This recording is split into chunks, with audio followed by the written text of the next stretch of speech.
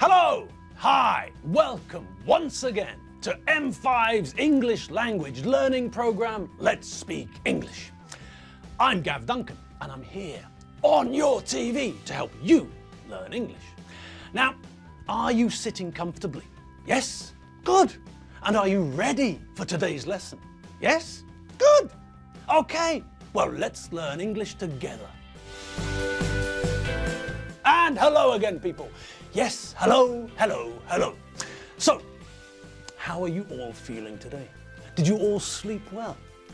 Did you all wake up this morning feeling as fresh as a daisy? Yes? Well, that's good news, isn't it? And was your breakfast nice? Did you have a cooked breakfast? Perhaps you had sausages, eggs, fried eggs, boiled eggs, poached eggs, an omelette, or maybe scrambled eggs. Or did you have a cold breakfast? Maybe you had a pastry, something like a croissant, or one of the famous Hungarian pastries, like a cocoa snail, for example. That sounds so daft in English. It sounds perfectly normal in Hungarian, but when you actually translate kokóscsiga into English, cocoa snail, it sounds incredibly silly. Still, it's not what it sounds like, but what it tastes like. That's the main thing. And we all know that kokóscsiga are the nicest, tastiest snails in the world. I mean, think about it. Which one would you rather have for breakfast? Picture A or picture B? There. I mean, I ask you, who in their right mind would choose to eat the first one instead of the second one? Honestly, if someone chose to have a snail for breakfast and then picked the first example rather than the second, well, that person is obviously a mad Frenchman. It's obvious, isn't it? If, when someone offers you a snail for breakfast and you choose picture A instead of picture B, well, quickly run into the bathroom and have a look in the mirror. It's possible that you've turned into a mad Frenchman. Check that the image you see reflected back at you is not this. So, if you chose the kokóscsiga and when you look in the mirror you see yourself, then that's okay, that's fine, that's normal, that's par for the course. If, on the other hand, you find that you want to eat something that looks like picture A, a real snail, a mollusk, an invertebrate, an animal with no spine, an animal which comes from the same family as octopuses and slugs, and when you run to the bathroom to check your reflection, you see this, then I'm afraid, I'm sorry, but it may be too late. It's up to you, obviously. You can try to fight against turning into a mad Frenchman, or you can give up the fight. You can surrender, you can yield to the impulses and rush to the shops to buy some new clothes. Something like this. Yes, that's right. You're going to need a hooped, long-sleeved t-shirt sort of top, a bicycle, some onions, a neckerchief, and of course a silly hat. Yes, a beret. Yes, possibly the most pointless item of headgear ever invented, a beret. Honestly, what's the point? You might as well put a paper napkin on your head. Anyway, try to forget about turning into a mad Frenchman and the need to buy silly headgear. Let's get back to today, shall we? Remember, have kokóscsiga for breakfast or some other pastry. Fight against the temptation to turn into a mad Frenchman. All right, so let's move on. Who knows what day it is? Yes, of course, you all do. Everyone does. Today's Friday, and that means that we're incredibly close to the start of the weekend. Great, but before we can think about jumping into the shower and scrubbing ourselves in preparation for the evening, we've got a few things to do. We've spoken about the phrase we prefer to use when we're talking about someone who's restricting or controlling, limiting or moderating the number of calories that they eat and drink every day. That person, as we all know, is on a diet. All right, we know that if we say that someone is on a diet, then we're talking about a situation which is true now, which is happening now. We also know that we can use this phrase in the past simple. We change the verb to be into the correct form, and that's really easy, isn't it? Yes, when we want to use the verb to be in the past simple, it's very simple, because there are only two, count them, two forms that we have to decide between. In the past simple, the verb to be either takes the form of was or were. So, if the subject we're using in the sentence is the first person singular, I, or if the subject is the third person singular, he, she, or it, then we use was. I was, he was, she was, or it was. If the subject we're talking about is the second person singular, you, or any of the plural forms, then the correct form of the verb to be in the past simple is were. You were, we were, you were, and they were. All right. So that means that we know how to say that last week, for example, or last year, or 15 years ago, any time in the past which is finished. We know how, using the past simple, we can change the phrase to be on a diet to was or were on a diet. Last year, Pavarotti was on a diet for 5 months. I was on a diet when I met you. That's why I looked thinner then. And of course, we know that if we want to ask a question using this phrase, we have to change the positions of the subject and the verb. Was Pavarotti on a diet for 5 months? Was I on a diet when I met you?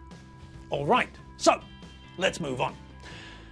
When we looked at the idea of people being on a diet and people going on a diet, it was all connected to the idea of New Year's resolutions, wasn't it? That's right.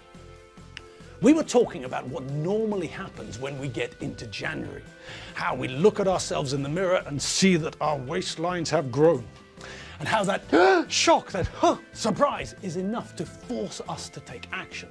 So, a lot of people decide to go on a diet. They decide that they're going to try and control the calories they eat. They're going to restrict or limit the amount of food and drink that they eat and drink. They're going to cut down the amount of sugar and sweet things that they eat and drink. No more sweet foods, no more pastries. Eat real snails instead of cockroach sugar. All right, but that's only one aspect of losing weight, isn't it? A lot of people use the start of a new year, the start of a fresh year, to make changes in their life. So, the start of the new year is the time of the year when a lot of people will start to try and live a healthier life. Lots of people will give up smoking, for example. Some people will give up or cut down on other things. Now, let's just have a closer look at those two verbs, shall we? Well, let's start with the first one, the verb to give up. Well, that verb has two meanings. The first one is to surrender. Think about fighting. In wrestling, for example, when someone is losing the fight, then they can bang their hand or arm on the floor to show their opponent, the person they're fighting, to show their opponent that they're giving up. They've had enough. They don't want to fight anymore. They're surrendering. They're saying, you win, I lose. All right, so that's one idea of giving up. We can see the same idea in boxing too. In boxing, there's a particular phrase that we use. The phrase is to throw in the towel. And why do we say this? Because this is the sign, this is the signal that a boxer's team, his seconds, the people standing outside the ring, the people who talk to him and tell him what to do and treat his cuts and bruises and give him something to drink at the end of every round. These people, this trainer and the other members of the team, they are the boxer's seconds. And they watch the fight from the ringside. They're there, very close to the fight. And if they can see that their boxer is in danger, if they can see that the other fighter, the other boxer, the opponent is much better than their boxer, and their boxer could be seriously hurt as a result, then what do? That's right, they throw a towel into the boxing ring to tell the referee, to let the referee know that they want the fight to stop. They're admitting defeat, they're giving up, they're throwing in the towel. Now, look at this video.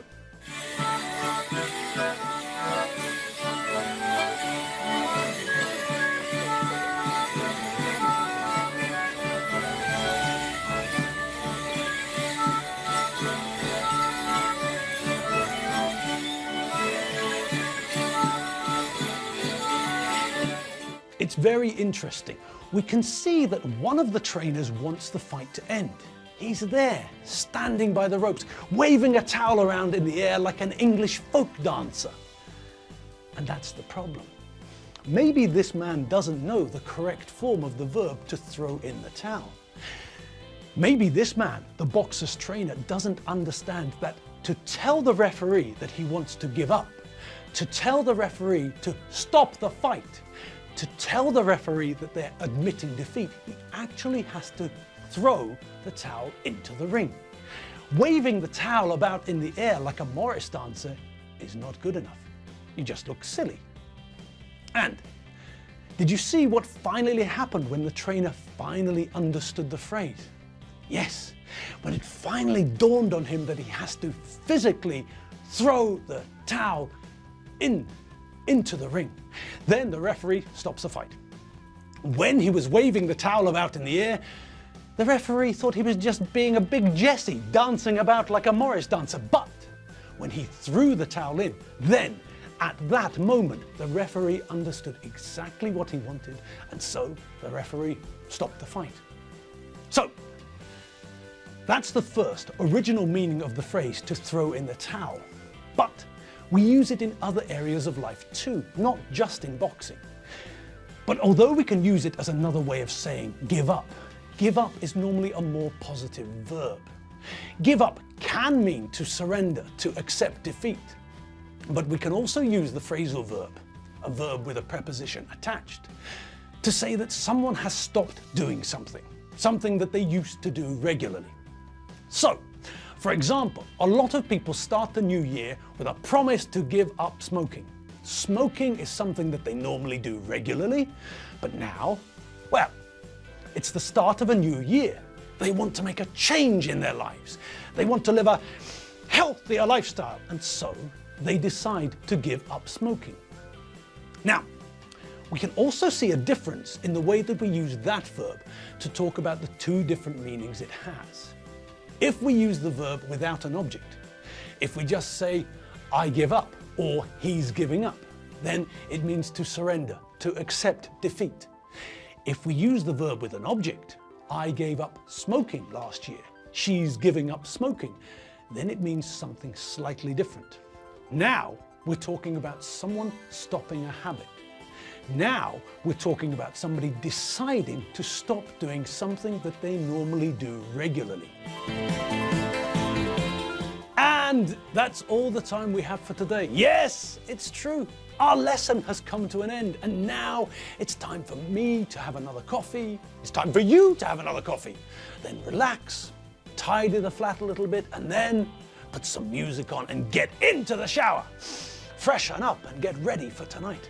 The weekend's coming, people. It's coming fast and it's almost here. So, have a great weekend, and I'll see you all on Monday. Oh, and remember, if you ever decide to become a boxing trainer, then you have to remember that if you need to stop a fight, if you think that your boxer is in danger, and so you have to stop the fight before your boxer, your fighter suffers brain damage or something, then you have to throw in the towel. Yes, and I mean that literally. You have to physically throw the towel into the boxing ring. If, like we saw in the video, you decide to wave the towel around like a big Jessie, then the referee won't pay any attention to you.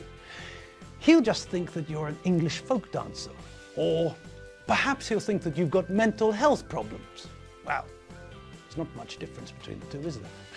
All right, people, have a great weekend. Have fun, and don't throw in the towel. Well, not with English anyway. See you later.